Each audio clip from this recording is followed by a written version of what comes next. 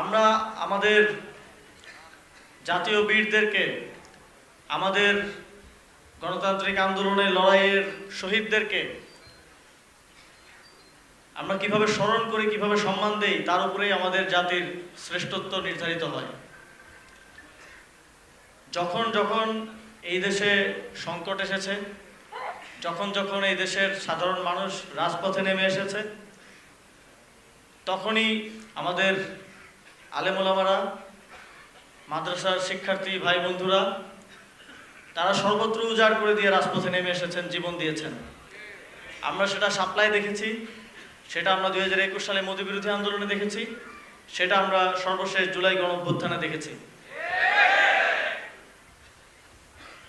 যখন গত বছর আমরা শাপলার শহীদদেরকে নিয়ে এবং মোদি বিরোধী আন্দোলনের শহীদদেরকে নিয়ে কাজ করতে যাই, তখন দেখতে পেলাম যে শাপলা স্মৃতি সংসদের সদস্যরা যখন 2013 সালের এই গণহত্যার পর তালিকা করছিলেন যে কারা কারা শহীদ হয়েছেন, শহীদদের বাড়ি বাড়ি যাচ্ছিলেন এই তথ্যগুলো যেন হারিয়ে না যায় ইতিহাস থেকে, সেটা রক্ষা করার জন্য তাদের অভিজ্ঞতা শোনার সুযোগ হয়েছিল আমার।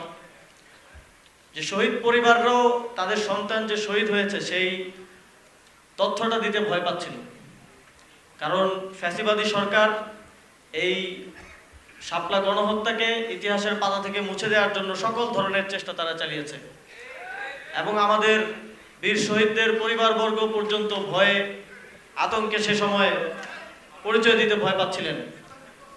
কিন্তু আমি বিশেষভাবে ধন্যবাদ জানাতে চাই আমার সেই ভাইদেরকে, যারা সেই সময় সেই সংকটের মুহূর্তে সকল বাধা উপেক্ষা করে শহীদদের তালিকা সংরক্ষণ করেছেন, যেন ইতিহাস থেকে শাপলার শহীদেরা হারিয়ে না যায়।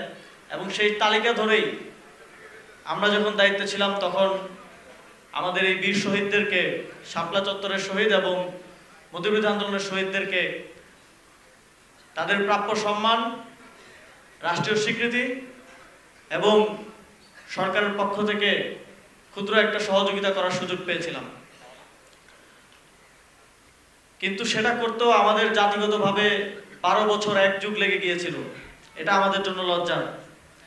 আমরা যদি আমাদের শহীদদেরকে সম্মানের সাথে স্মরণ করতে না পারি, তাদেরকে মাথার তাজ হিসেবে না উত্থাপন করতে পারি, তাহলে আগামী দিনে বাংলাদেশের যে কোনো সংকটে আর কেউ শহীদ হতে, জীবন দিতে এগিয়ে আসবে না। আমাদের নাসির ভাই একটু আগে বলে গেলেন যে আমাদের আধিপত্যবাদ বিরোধী লড়াই সামনে আরো কঠিন হতে যাচ্ছে।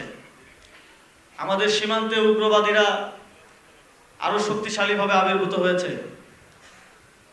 এই লড়াইয়ের সামনে আমাদেরকে একসাথে রাজপথে সরব থাকতে হবে। আমাদেরকে এই দেশের মানুষের আকাঙ্ক্ষা, ধর্মীয় মূল্যবোধ রক্ষা এবং একই সাথে সার্বভৌমত্ব রক্ষার জন্য সর্বদা প্রস্তুত থাকতে হবে এবং আমাদেরকে শুধু রাজনৈতিকভাবে না, সামাজিকভাবে এবং সাংস্কৃতিকভাবেও শক্তিশালীভাবে আবির্ভূত হতে হবে। সেই আগামী দিনের লড়াই আপনাদের সহযোগিতা, সমর্থন এবং একসাথে আমরা এই লড়াইটা সফলভাবে পরিচালনা করব, এই প্রত্যাশা ব্যক্ত করে শেষ করছি। আসসালামু আলাইকুম।